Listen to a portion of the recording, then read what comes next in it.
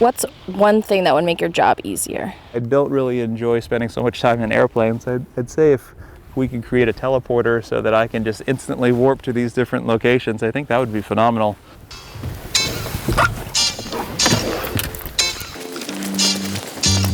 Hey, Colby. Well, this is a bit of a surprise.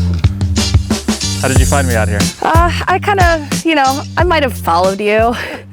So while we're out here though, can we ask you 21 questions? I always enjoy a good conversation, so let's go ahead and see what we can do.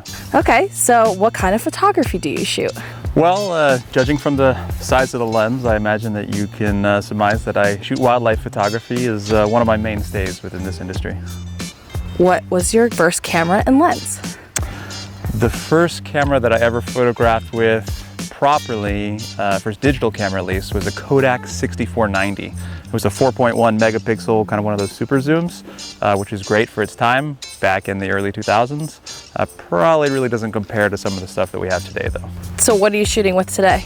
So here I have a Sony 400 f2.8 G Master lens, and then typically the main camera I use for most of my wildlife is the A9 II. I also have in my bag a Sony A7R Mark IV, which is quite nice for wildlife photography because of the mixture of megapixels, dynamic range, being able to crop in and still have a 26 megapixel image. It's pretty amazing, especially with the kind of more robust autofocus features with it.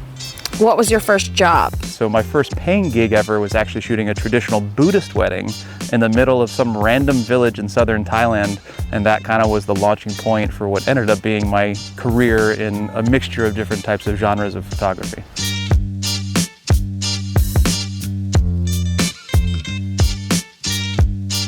What got you into photography?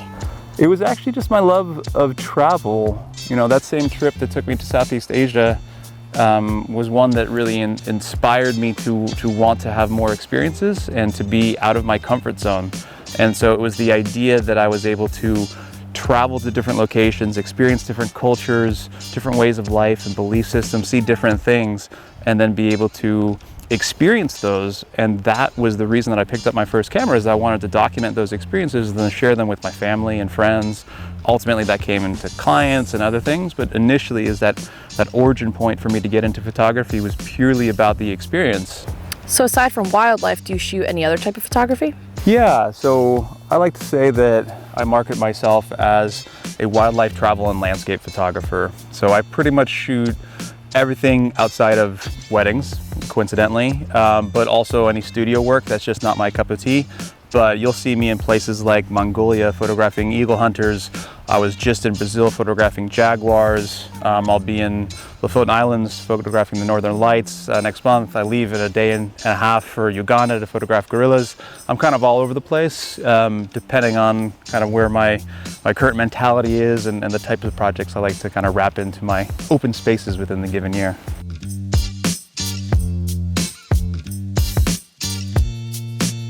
So you mentioned a lot of kind of like charity work. What's the Giving Lens? So the Giving Lens has become a vehicle that allows me to take other aspiring photographers to different locations around the world where we've partnered with local NGOs that are fighting for specific causes like women's vocational schools, Syrian refugees in the Middle East, species preservation projects, clean drinking water projects, and then try to find ways where photography and art and education kind of coalesce and combine in order to raise money and do fundraising and help out these organizations that need the support and advocacy that they typically don't get because they don't have the name of Oxfam or any of the big organizations out there that have millions and millions of dollars of funding. So that seems like a really fulfilling part of your job. What's your favorite part of your job? If I came back to what do I still truly enjoy most about photography, I would still come back to the experiences. So the hard question then, what's your least favorite part of your job? Is the travel. I spend a good chunk of the year sitting in airplanes, in airports, flying around to different locations. 2 weeks ago I was in South Africa working on some projects down there around Kruger National Park and Madikwe, and then I came home for a week for Christmas, and now I leave back for Uganda, and then I'm home for 2 weeks, then I'm in Norway, and then I'm home for a week, then I'm in Cuba, and then I'm home for a week, then I'm in Patagonia, and it definitely takes its toll. I always say that the grass is always greener. Every job, has its ups and its downs. And I'd say that when it comes to travel photography and the type of work that I do, being away from my family is the hardest part. What's the hardest location to get to that you've traveled to? The hardest location to get to, I'd probably say photographing polar bears up in northern Canada and the Canadian subarctic. Not only do you have to fly into Manitoba, and then you got to take a charter flight up to Churchill, and then you got into these massive tundra buggies that drive you out into these remote parts of the national park out there in order to find these amazing creatures. And it's not only just that it's kind of super remote. I've probably been more remote locations, but you're also doing it in extreme cold. I've had a couple years when I've been up there photographing polar bears and it's been negative 65 degrees. That's not something I recommend for most people, but I think when you combine the elements and the remoteness, that's probably one of the more challenging overall physical experiences when it came to photographing specific types of wildlife. So Colby. Oh, sorry, I'll whisper. The ducks are finally starting to come back, so. Do you have a favorite animal to photograph? Lately, I'd probably say one of the ones that I find myself continuing to gravitate towards is a lot of the big cats. So as I mentioned, I was just down in Brazil photographing jaguars in the Pantanal region. I was doing leopards in South Africa.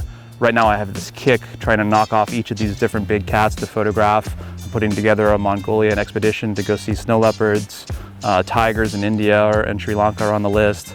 So I'm constantly going down, and I think if I can mark off all my list of the big cats, it'll be a nice good achievement for myself personally, let alone professionally.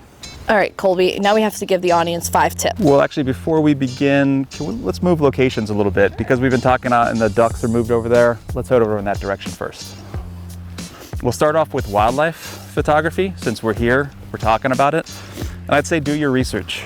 I think a lot of photographers don't realize that wildlife photography has a lot of barriers of entry in terms of not only the gear you have, but the locations you need to go to.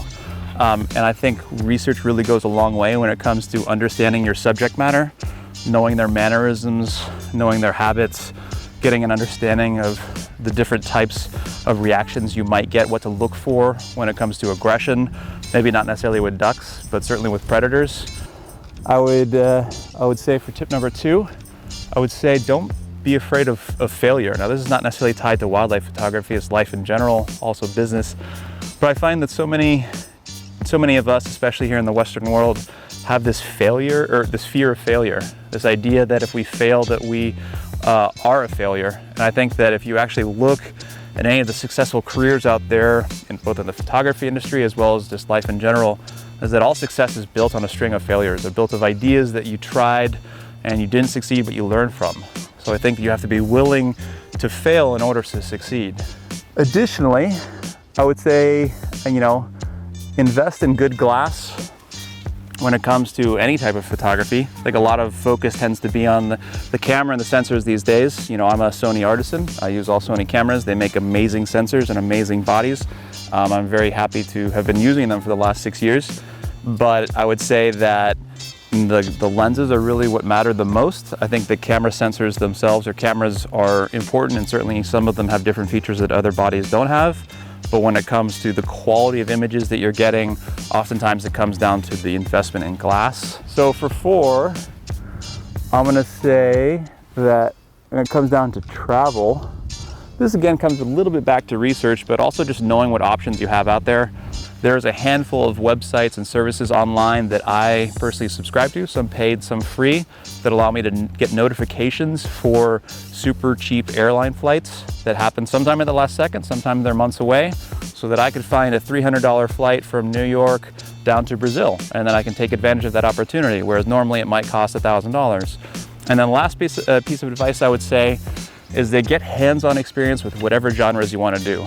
So if you want to shoot a wide variety of things when you first start out, get out there and experiment, try to push yourself in the boundaries, but also take some hands-on time, maybe take a workshop or 2. People like myself have been educators for years. There's a lot of other good educators out there.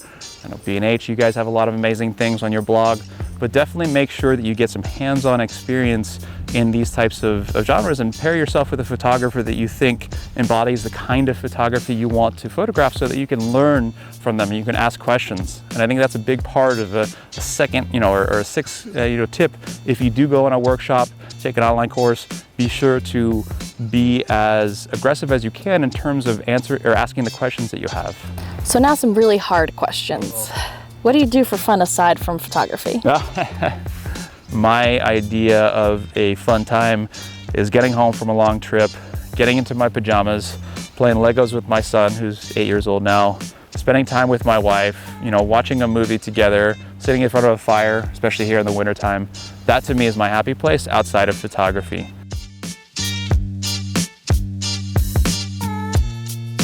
Pizza or tacos? Ooh, that's a good question. Just because I have such affinity for Latino food, I'd probably say tacos. Tacos are good. A good New York pizza, I wouldn't say no to, but if it came down to it, I'd say, if you gave me a breakfast burrito for every morning for the rest of my life, I'm pretty sure I'd die a happy person. What's the last movie you saw in the theater? Last movie. I haven't got to a movie in a while. Most of the movies that I actually see are when I'm traveling to other countries. So I remember seeing Black Panther in Norway. Would you rather shoot in the winter without gloves or no tripod? Oh, well, I guess I'd have to have a follow-up question to that, which is how cold are we talking about in wintertime? It's winter, so. If it's gonna be quite cold, at the end of the day, a good gimbal and a tripod really makes a big difference when you're photographing things like birds of flight. That's not something I predominantly do. And I'd probably say a good pair of gloves. And the reason for that is that I could always sit down on the ground. I can always find ways to make myself somewhat of a tripod. It wouldn't be as stable, but it would be close. But you can only warm your fingers up so much. If you weren't a photographer, what would you be? Oh, I don't know. Buddhist monk in the mountains. What's the best piece of advice you've received? Oh, the best piece of advice I ever received was simply not to be a jerk. It's kind of amazing how many egos there are oftentimes in the photo industry. At the end of the day, we just take pictures of beautiful things, and hopefully that impacts other people. Photography and art is important, but at its core, photography, life in general, it's like, don't be a jerk. Be humble, be honest, and be yourself. Any close calls while photographing animals? I'd probably say the silverbacks. When those guys, the big males are pounding on the ground and pounding on their chests, nothing makes your heart stop just a little bit, or even just a single second, than something like that happening just 5-10 feet from you. What's one thing that would make your job easier? Oh, I think if we come back to the idea that I don't really enjoy spending so much time in airplanes, I'd say if we could create a teleporter so that I can just instantly warp to these different locations, I think that would be phenomenal. If there were to be a movie about your life, who would play you? John Krasinski. He's a tall guy. He's actually tall in real life. He's probably in a heck of a lot better shape than I am, but we have a relatively similar build. I'd like to say, from what it seems like a nice, personable guy. I'd say John. We'll go with that. So who should we interview next for this? Ooh, that's a good question. I would check out Drew Geraci. He lives just outside of DC.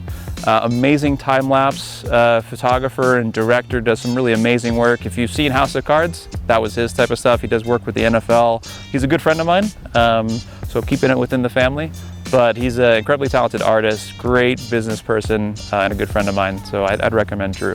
All right, we'll go call him up. So thanks for answering our questions. Well, thanks for coming out. I hope you enjoyed your time out here with me. We'll leave you to it. All right, cheers.